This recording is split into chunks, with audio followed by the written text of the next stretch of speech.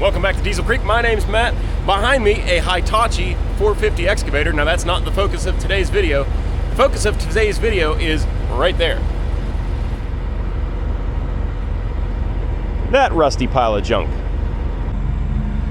This aging beauty queen is a Fiat Allis 645B, better known as Fat Allis. That's her twin over there. That's the same exact machine with a few subtle differences. I bought this one for parts, effectively. However, I don't know what's good and what's not on this machine, and I'm sick of it sitting here in my way. I would like to take a few things off of it and kind of put it up in purgatory where it's not really in my way anymore, kind of hogging up space back here in the main yard.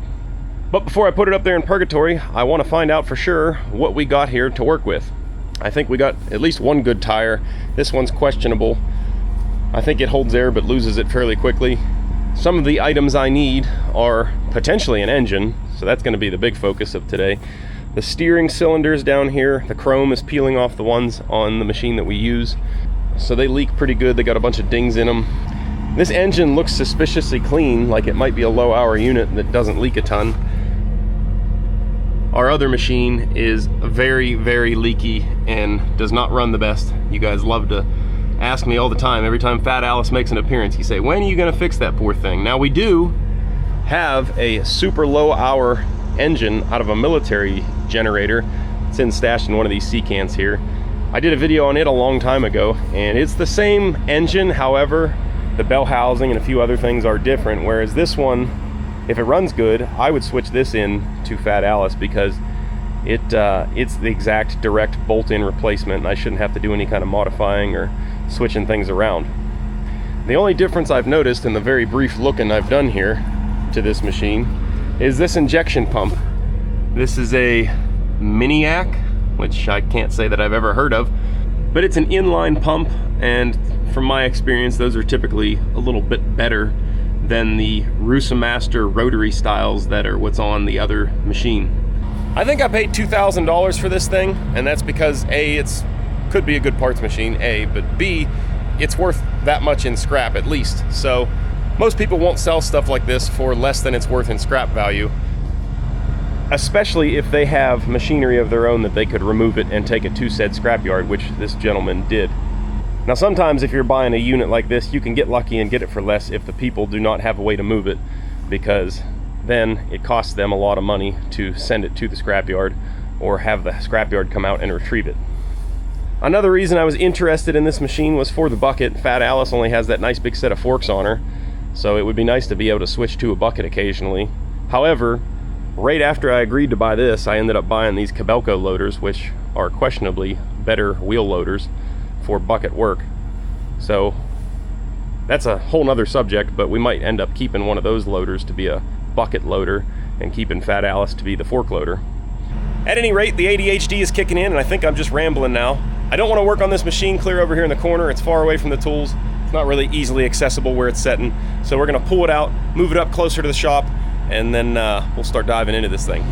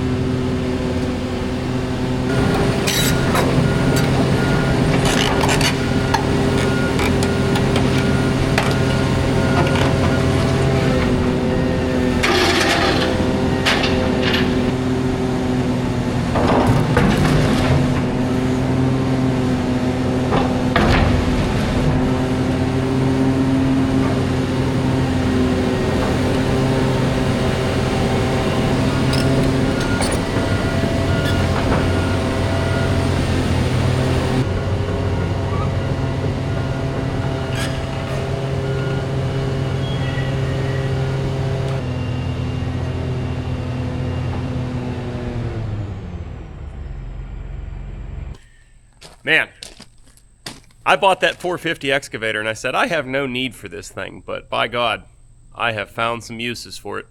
We got Fat Alice's ugly cousin drug over here behind the shop, and let's start going over this thing, see what we can find. So, also being over here a little bit closer to the other Fat Alice, I can pan over there and show you guys a little bit of differences we got going on here. First one you're going to notice is the shape of the cab structure there. So the cab is different. Obviously this one's just an open ROPS anyways, and doesn't really matter. We don't need that thing. As far as I can tell though, the main components here are all the same. The whole loader arm assembly, the wheels and planetary hubs all look to be the same. There's a few little odds and ends that this machine has on it that mine is missing. This is just like a nice cover here for the air tank reservoir, and the same thing on the opposite side for the brake master cylinders. The machine that we currently run does not have either of those, so those would be kind of nice. You know, just kind of tidy her up, make her look a little bit more legit. Not that they really matter or do anything. I don't know what this little box is. I don't seem to have that one on the other machine. Maybe that's like a load kick-out valve. Yeah, you can see where it was on my machine and it's gone. So you can see there's this here, and then there's one over there on the curl as well. Those were primitive systems that you could set your loading height. If you're just using this machine to load a truck all day, every day, and it's the exact same truck every time, and you need to lift the bucket up the exact same amount and dump it the exact same amount, and then go back to digging, you'd go into the pile, get a bucket full, and then start booming it up, and then as the bucket raises up, it would hit that limit switch that you set, and it would stop going up, and then you'd go in and all you'd have to do is trip the bucket. Vice versa, after you dump into the truck and you want to go back to the pile, you'd throw the curl lever into the detent and it would take you all the way back to your dig setting, and it would kick the lever out when it reached the appropriate angle that you set it to. I don't need any of that crap. This machine's never going to do that, and it probably didn't work all that reliably when it was brand new. Just the fact that those components are still in place on this machine though tells me that maybe it was loved a little bit more than that one was. I think earlier in the video I said one of the components that I wanted to rob off of this machine eventually was these steering rams. These are what actually articulate the machine here, causing you to steer left or right. The ones on our Fat Alice are all pitted up and rusted and eating the seals out because of it. And I'm looking at these ones now, and they are not much better. They are slightly better, but not much. So maybe we'd be further ahead to take these off, send them out, get them re-chromed, rebuilt, and then put them back in our machine. But you got to really ask yourself what it's worth putting into a machine like this. A, I'm not using it on a job site every day. It doesn't need to make me money. It just runs right around here at the farm. And as long as it fires up, runs for 20 minutes, picks up something and sets it back down, it's doing everything I need it to do and then some. It's not puking oil all over the ground as it sits right now, so, you know, would these ones be better? Probably. For how long? I don't know. So, maybe we could get by with just buffing them up really good, putting new seals in them, and then putting them into that machine. Because, like I say, they are better than those, just not substantially. This is the first time I've ever actually really studied this bucket and looked at it, see what kind of condition it's in, and definitely runnable. For anything I would need a bucket for, this is fine, but it's not in the best shape. It's been definitely patched on, unless, I don't know, maybe those are like wear plates that they put in there and they're kind of wearing out. But yeah, no, it's got a big crack in it right there. It's not great, but it would load a truck. If you haven't already noticed, the tires on the left side of the machine here, I don't think they're going to hold air. Anyways, that's enough peeking around. Let's just go ahead and take her top off. We want to get into the heart of this operation. That would be this 3400 series Allis Chalmers engine. Oh yeah. Now that exhaust was still connected there until I dropped it a few minutes ago. But it's not connected now, and it doesn't look like it was connected very well. My goodness, that thing's rotted out. I did verify that that turbo spins though. That's what I did when I first looked at this machine over a year ago now. I bought this machine and I just finally went and picked it up a couple months ago. The turbo did spin when I agreed to buy it.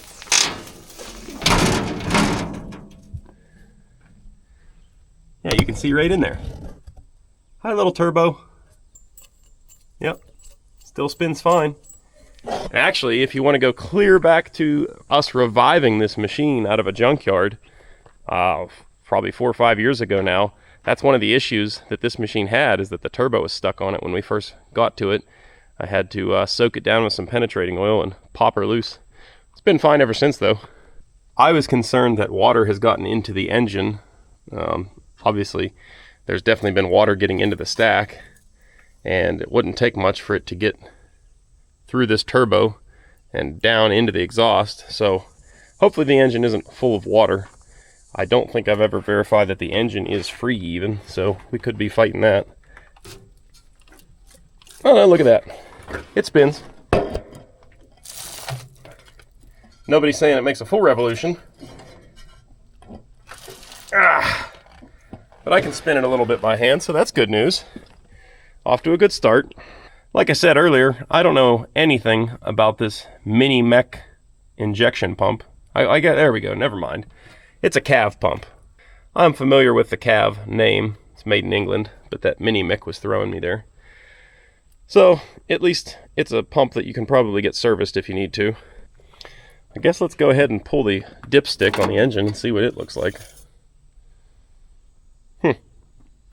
I mean, it's black, but it's there. It doesn't look like it's full of water, so that's a good sign.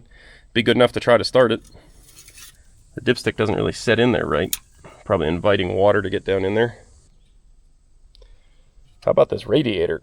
You think we can get the cap off? Oh, maybe not. My goodness. Yeah, we might need some channel locks for that.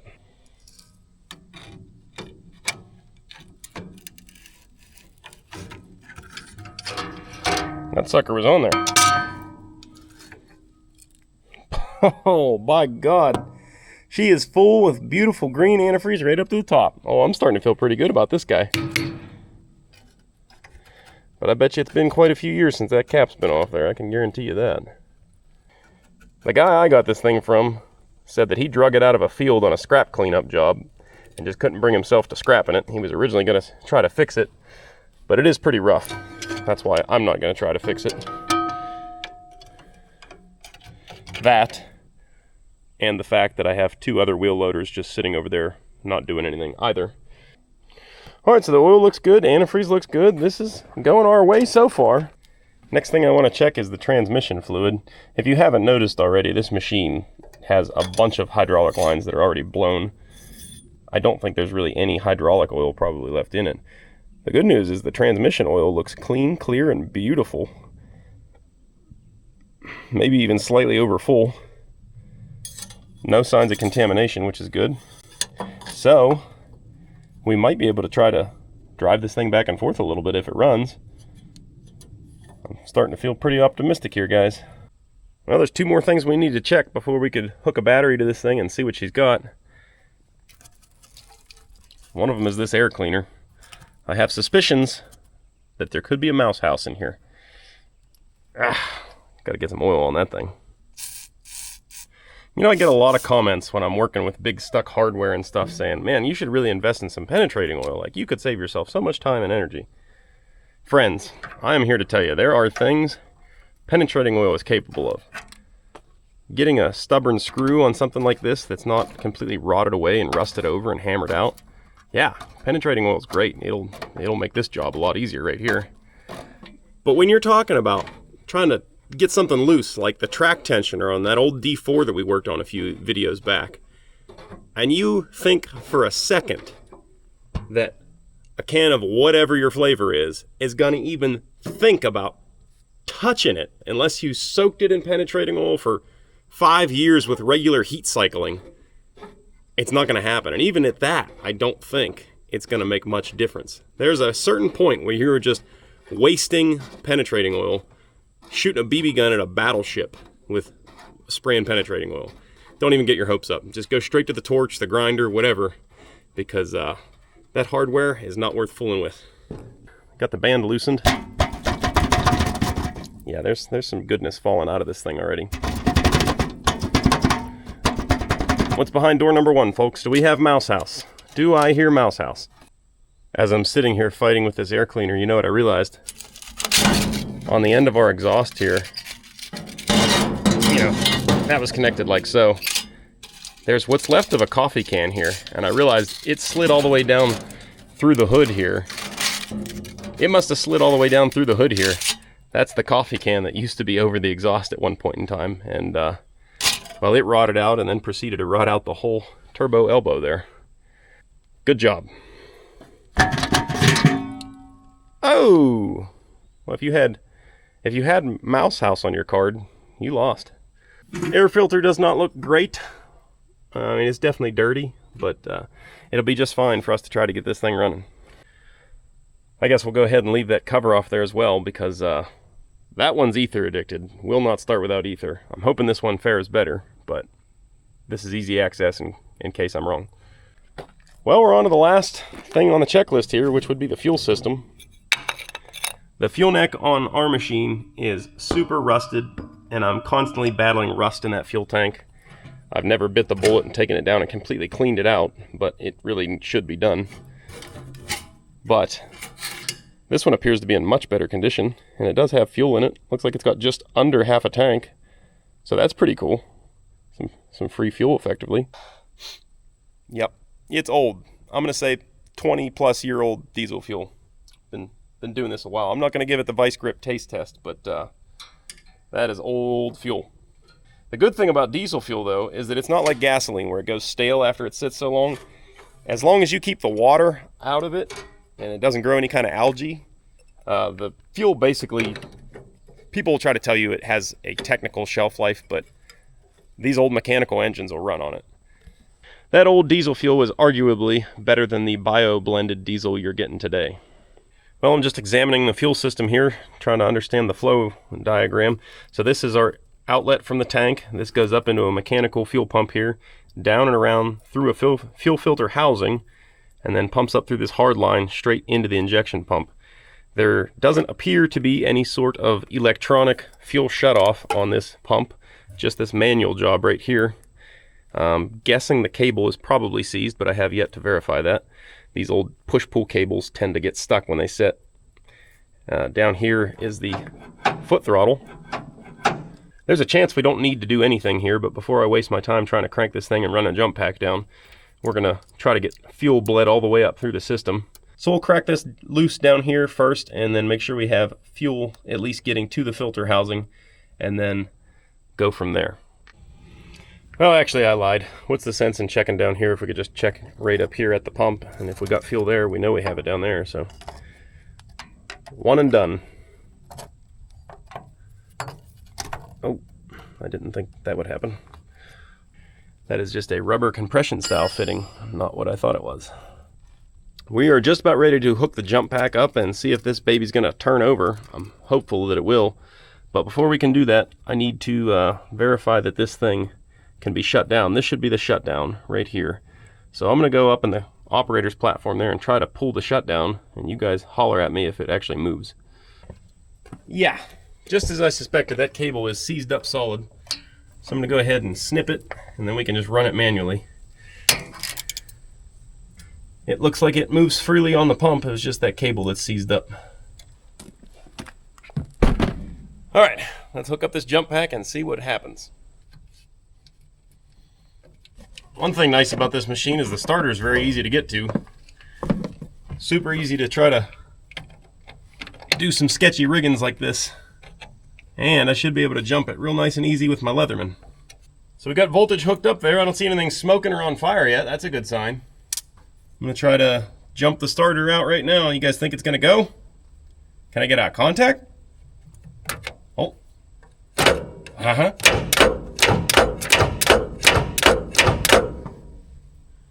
Well, that's only partially satisfactory. It's not spinning over the starter motor, but it is engaging the Bendix. Could just be dirty contacts in our solenoid here. I can hook it right here and tell that. Yeah, so the starter motor does spin over. We just need it to engage the Bendix and spin over at the same time, which, like I said, could be dirty contacts in that solenoid.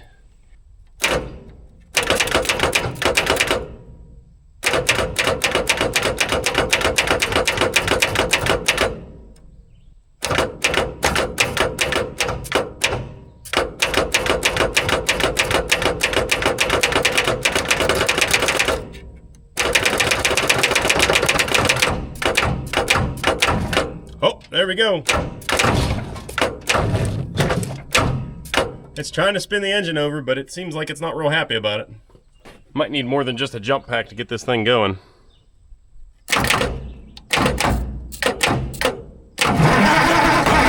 Oh, buddy, there we go. I think I might have seen a little bit of tuft of smoke come out of the turbo. There's no way this thing's gonna just fire up that easy. That's not even any fun. Well, the pump can't start because I have it in the shutdown position right now. We're gonna go ahead and crank it over until we get fuel coming up out of here.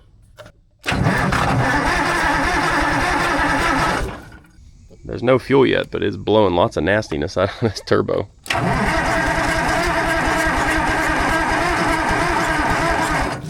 It's cranking over pretty decent, but still no fuel.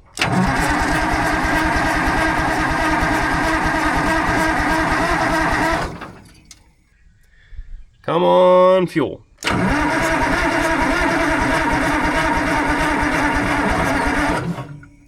Yeah, we're gonna run our jump pack down pretty quick like this. Well, there's a good chance that our diaphragm pump here is no bueno because I'm trying to run the manual lever here and it's still not pumping any fuel. Doesn't feel like it's doing anything in there. A lot of times when these machines will sit, if they have a diaphragm pump like this, the diaphragm hardens in place, and then when you go to try to run it again, the diaphragm just cracks and breaks and you're not really pumping anything anymore. That's probably where we're at with this. I'll try to look around and see what I have in the way of fittings, and we're trying to throw a little click-clack pump on here just to get her going. Before I write off this mechanical pump entirely, I'm going to take this line off of the discharge side of the pump, the outlet side, the pressure side of the pump, and hopefully I can pressurize the fuel tank with some air and verify we're at least getting fuel to the pump. Because I can't blame the pump if there's no fuel getting to the pump. That fuel line is in terrible shape. Do not flex that thing at all, because it is not going to do it. Alright, I'm going to pressurize the fuel tank. Holler at me if you see some fuel.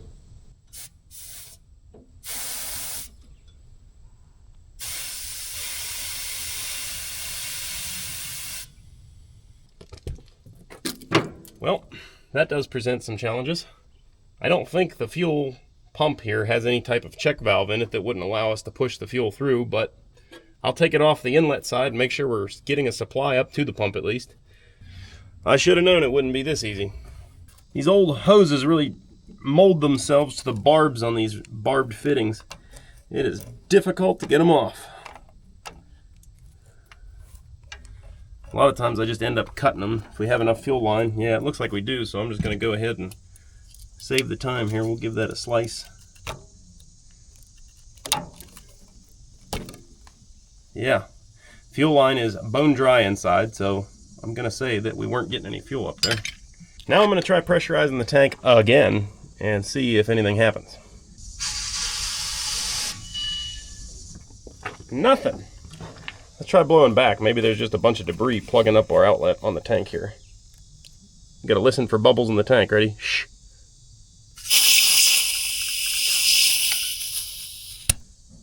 Yeah, that thing is stopped up solid. Yeah, I am quite impressed at whatever blockage is going on in that tank. There's 110 PSI coming out of this gun. And it is not even thinking about getting through. Man, that sucks.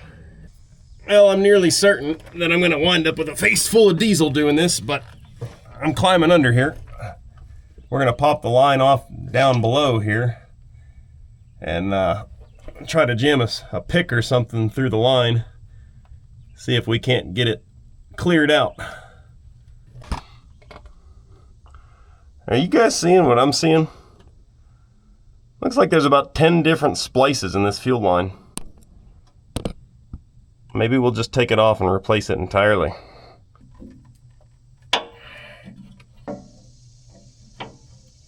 I cracked the fitting loose and we have a little bit of fuel seeping out around it. I'm a little bit afraid to back it off too much here and have it start squirting everywhere and not be able to get the line back on. Let me go grab a line plug here. I'll pop the line off of here, stick a plug in it, and then we'll work on getting the fuel line reconnected. Because I'm thinking this one just needs replaced entirely. Must be collapsed down here somewhere. I feel like doing this without getting completely coated in diesel fuel is going to be pretty hard. But we're going to try.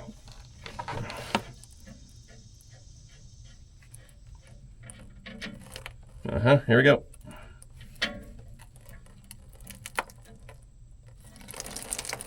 Yep, there, oh, I actually got it.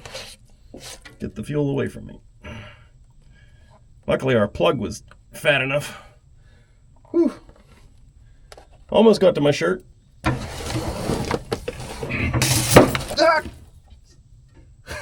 I don't know if you guys saw that, but I'm trying to get myself out from underneath the machine, and I pulled down on a battery box lid over here and shorted out a couple cables because our jump pack's hooked up and not batteries. Just blew sparks all over me. That was good. Okay, we should be able to fish our fuel line right up out of here now. Oh yeah. She's a dandy. I don't know what all's going on here, but we're gonna try to eliminate all this and just put new hose on it. Alrighty. New fuel line is on down there at the tank, all the way up here to our pump. There was like 13 splices in that other line. I don't understand what somebody was doing there. But we do have flow from the tank up to here now. So let's see if we can get it to come through our pump.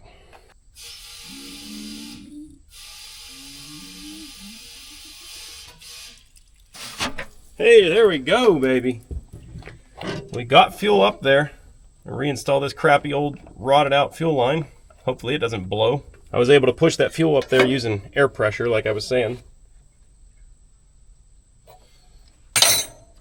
All right, so we know we have fuel up to our pump. Let's hope we can get it from the pump up here to the injection pump. And if we do, I think it's gonna be smooth sailing from there on out.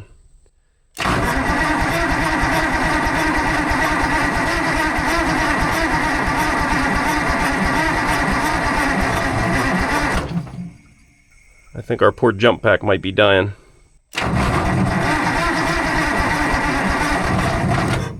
Yep, we're gonna have to put a little something extra on here.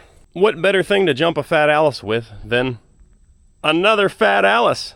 And in all the years that I've had this thing, I've never let the tires go down low enough to where when I move it pops off the bead. Till today. As soon as I just instinctively threw it in reverse, these tires usually hold air for months and months. I very rarely top them off unless I'm doing a big lift or something, but that thing was flat. As soon as I lifted the bucket up, well, the forks up off the ground and backed up, pop, right off the bead. And I can't get it to take air.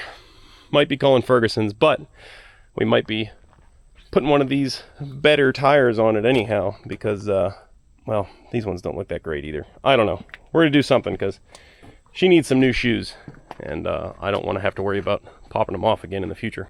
Anyways, we got the lifeline hooked up between Fat Allis 1 and Fat Allis 2 here, and it occurred to me that I actually made these big welding lead jumper cables for this machine. When we revived this thing, it didn't have any batteries in it, and I didn't have any that would fit in the boxes or something. I don't remember exactly what the scenario was, but I had like batteries ratchet strapped to the hood, and these jumper cables were what was powering the machine.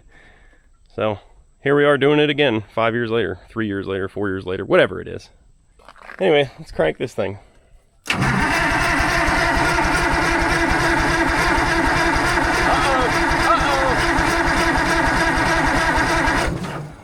Look at that.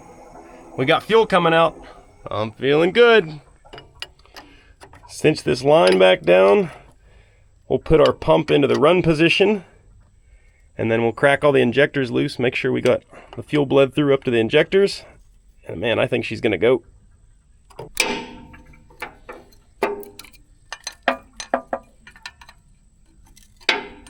You don't need to crack them very loose. They just need to go about a half turn or so. And then try to make sure that the hard line is unseated from the injector, because sometimes they get stuck there. And you'll think that they're not popping, but they actually are. You just can't see it.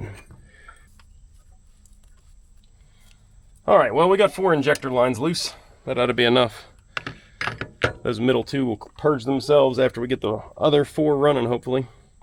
So the pump is set to run. Hopefully we see some fuel up here. Let's go.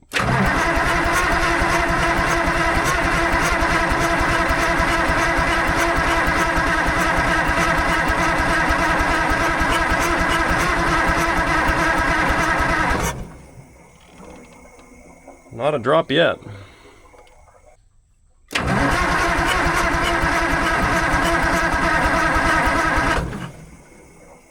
really hope our injection pump doesn't have any kind of problems going on.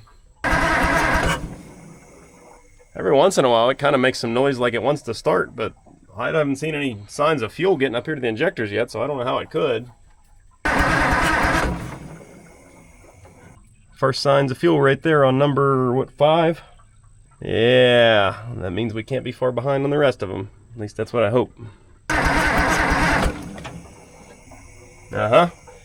Getting fuel on number 2 now. Coming along. I'm going to start up Fat Allis 1 and let it run, so we're charging the batteries here while I'm cranking this guy so I don't just kill those.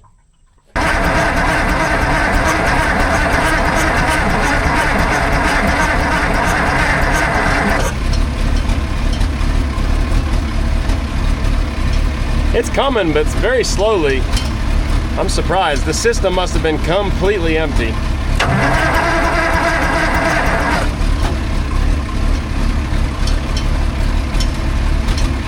All right, we got it on 1, 2, and 5. 3 and 4 we don't have cracked, remember, and then number 6 still hasn't seen a drop. Still nothing on number 6. We'll close the rest of these injectors up, but leave number 6 cracked just a little bit and see if this thing's gonna start. All right, this is it, the big moment. What do you guys think, it's gonna start or no? I'm pretty on the fence at this moment, but I am hopeful. I think we have all the ingredients for making it run. It's just I don't know if it's gonna just yet. I'm gonna crank it a little bit here first on its own. I mean, it's set to where it should start. If it's gonna, it should. But if it doesn't want to go, I'm gonna give it just a little tickle of ether, and then yeah, hopefully it goes. Fingers crossed. Contact.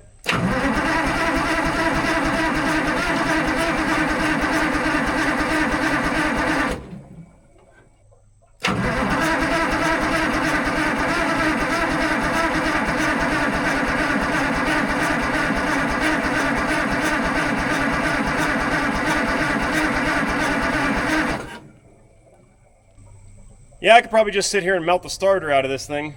So before I do that, I'm gonna get a little bit of ether.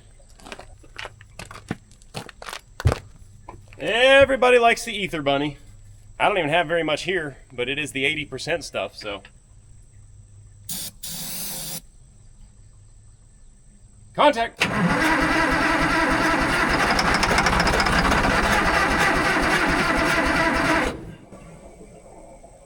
Well, it tried to go on the ether. Doesn't seem real happy though.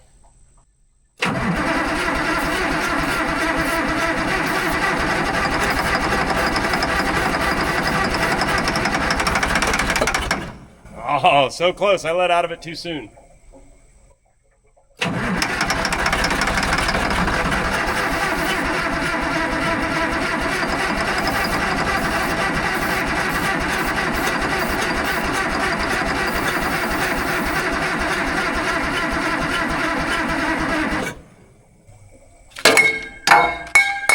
We need another can. Oh, take 37 here.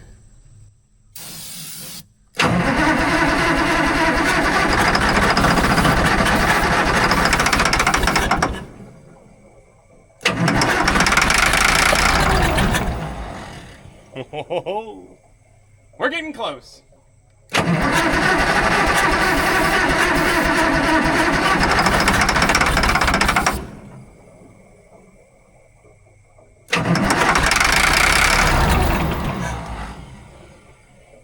It's only running on ether. I don't think it's actually picking up any diesel at all. I still don't have a single drop of fuel coming out of the number 6 injector. Definitely should have that by now. That old sun's getting kind of low over there. Wife's going to be wondering where I am at, so I might shut her down for the night, but I think my plan is, this, I think, is the fuel rack cover, and I'm theorizing that maybe the fuel rack is stuck or gummed up or whatever, so tomorrow I'm going to pop that thing off of there, see if we can't have a little peek at what's going on inside of there, get that freed up. Well, it's the next day and I'm back here studying this thing with fresh eyes and less heat exhaustion. And one of the first things I'm noticing here is that this shutoff arm doesn't feel like it's connected to anything or doing anything. And my experience tells me that there's usually something inside of the pump that this arm pushes against that is supposed to slide and is probably spring-loaded. And whenever I first pushed it back there, I think I remember it having resistance. And a fuel pump that's sat for a long time like this will get some gummed up, varnished fuel in there. And I probably pushed it into the off position, and now it's not returning. So we're going to take this cover off, like I said, and that fuel rack, I'm betting, is gummed up. And if we can get that fuel rack moving, I bet you this thing runs.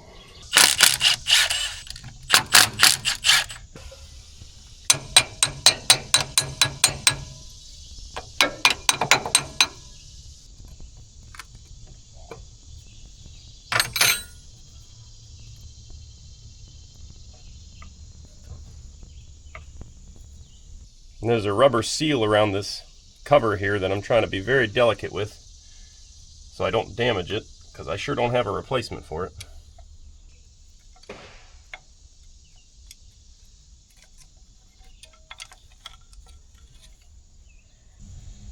Well, I don't think we heard anything. I'm gonna try to get you guys in here for a close-up. It looks like these can fall out of here, so I got to be careful with that. But there's a rod right here. I'm touching it right now with the pick, and it runs all the way across, all the way over into this thing. And there's a nut on the end, so that tells me that's probably an adjustable stop there. And that rod, I believe, should slide back and forth and actuate stuff in behind the pump that I don't know the technical terms for. I'm like 75% sure that that whole thing is supposed to move back and forth, but before I go really yarding on something trying to break it loose, we're going to do some more Googling. Alright, so I've been Googling around here, and I'm like 99% sure that we're on the right track here. That rod, it controls all your delivery valves, and it's supposed to move one way or the other. Yep, there we go, it's moving now. And it's also pushing our stop lever. So we're barking up the right tree here. Ooh. I'm gonna get some oil, soak down that rod.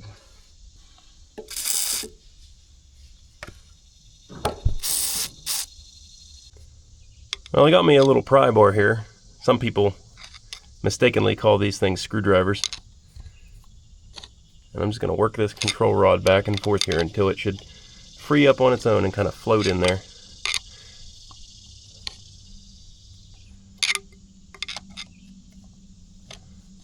Definitely getting easier already.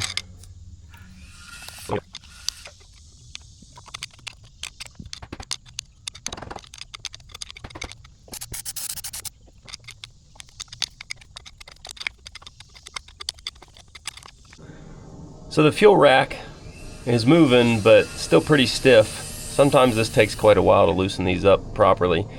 But I decided I'd go ahead and crank it over so I could see all the pistons moving up and down, and number one was definitely hesitating and holding up there. I have it in the full run position right now. So theoretically, while I'm doing this, it could start. I kind of doubt it, but it could.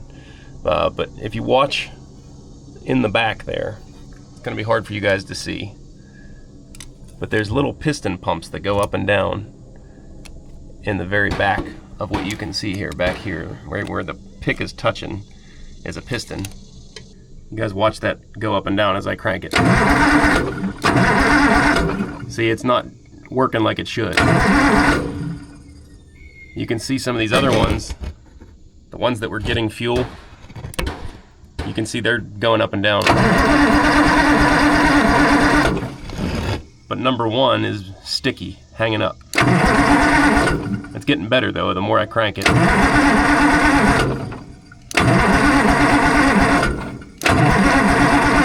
There you go, you see that now? It's moving. So I'm just gonna keep bumping this thing over and soaking it down with penetrating oil, and hopefully everything in there starts to free up.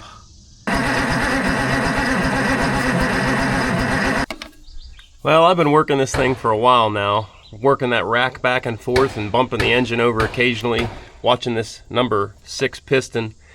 And it's getting better, but it's still hanging up.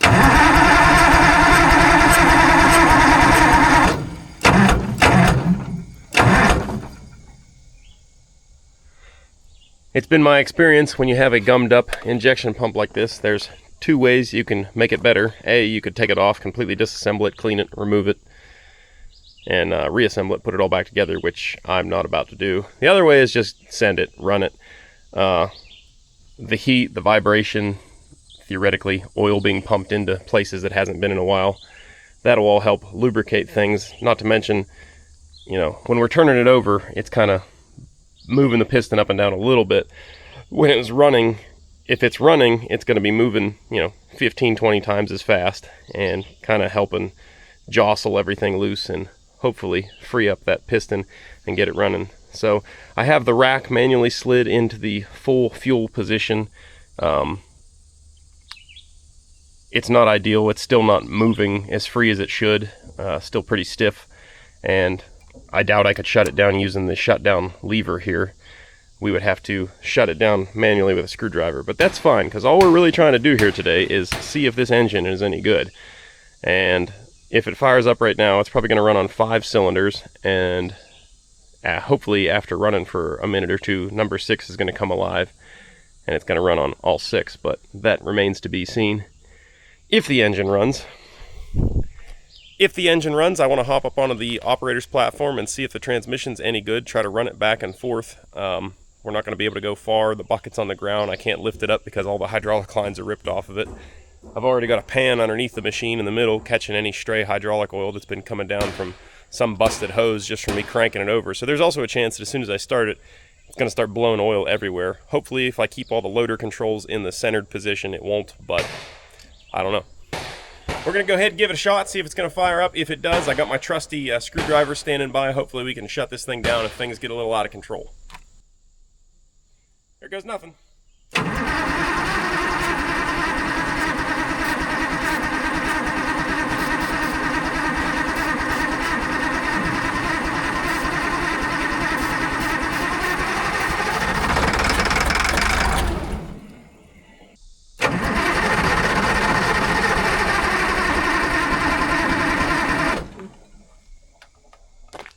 Alright, so I did some more digging. I cracked all the injectors loose again, tried to re-bleed them, and I found we're not getting any fuel up there anymore, which doesn't make any sense unless we are not getting fuel to the pump anymore, which seems to be the case. I cracked the bleeder screw down here loose on the filter housing. Nada. So I'm back to this pump is bad, even though we did get it to pump a little bit of fuel. Apparently it's not feeling so good. So I'm going to throw a click-clack electric in there just to save the day here, and hopefully that's going to get this thing primed up and started. Alright, I've got us a fuel pump all rigged in here. I haven't turned it on yet though. I don't see any reason it won't be able to push fuel through this diaphragm pump. I didn't have the right fittings to bypass it entirely. So I didn't even do anything yet, and it's already bubbling down here at the bleeder valve. So maybe it's just atmospheric pressure or expansion pressure from the heat today pushing fuel out there already. Alright, let's see if it's going to fire up here. Pump's running.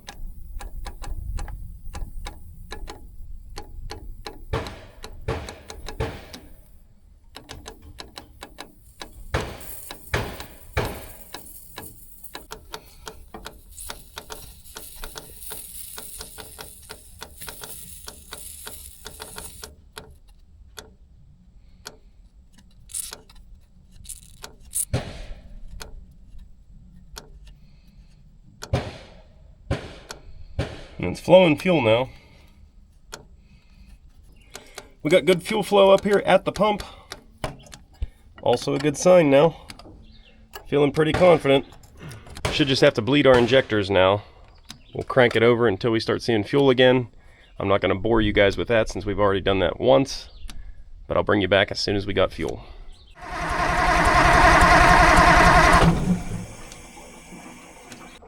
Oh yeah, we got good fuel now. This is better than it's ever been. Watch, I'll crank it over and it's actually spraying back out of the injectors the way it's supposed to.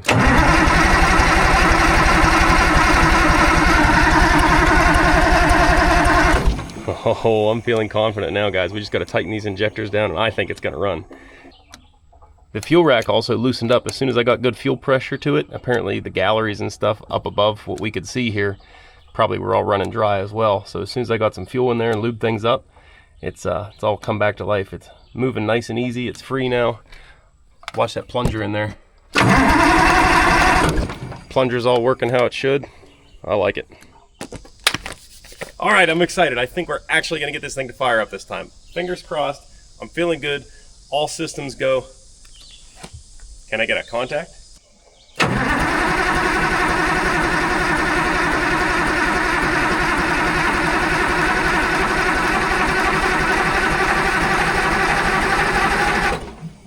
Oh.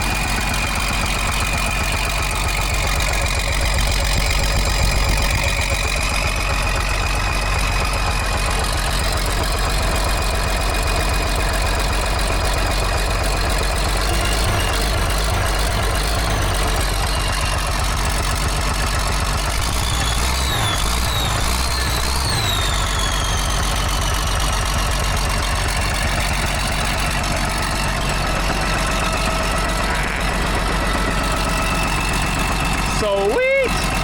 Sounds like it runs pretty good.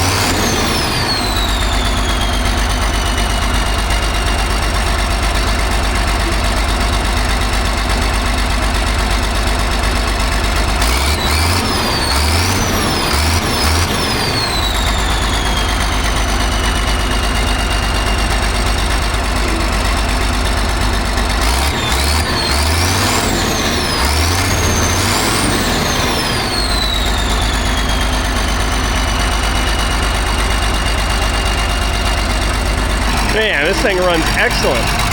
I'm very impressed.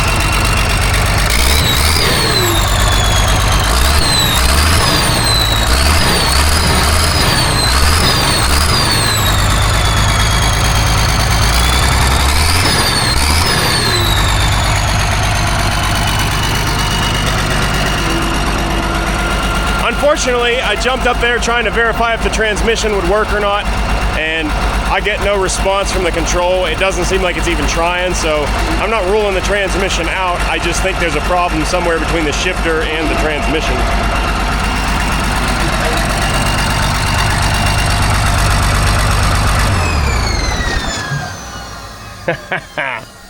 You guys see how free that rack moves now? That's what we're looking for right there.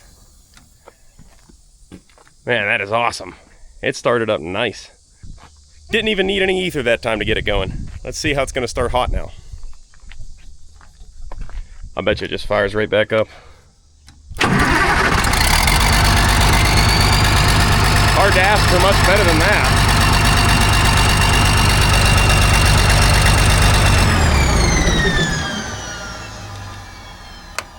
Turbo even free spools quite a while.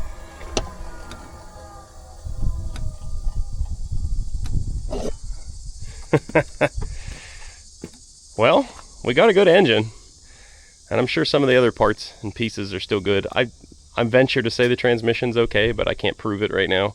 I'm not going to waste my time fooling around with linkages and trying to get run over in the process of manually engaging it or something. So yeah, great success. If all goes well, sometime in the distant future here, this engine will probably end up in that machine. Not to mention several other pieces from here wind up over there. It's a good old machine. I like that thing. It's been super handy. You guys know it appears in all kinds of videos because I'm always finding a use for this thing. So it's been really nice to have around here. Also, definitely have some hydraulic leaks. That's why I put it on the concrete. Pig mat here. Lots of pig mats. I even had a pan over there catching it too, but apparently the pan wasn't big enough.